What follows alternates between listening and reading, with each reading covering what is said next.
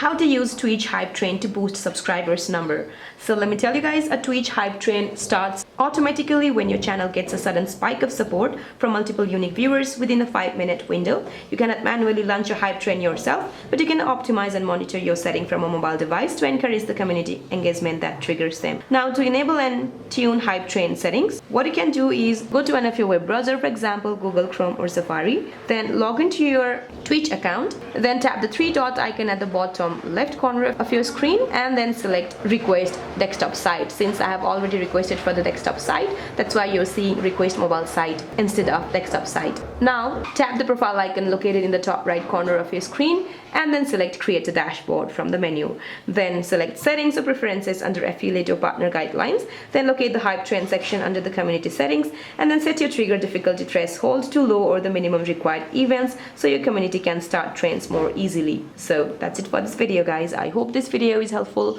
Please don't forget to like and subscribe. See you in my next video.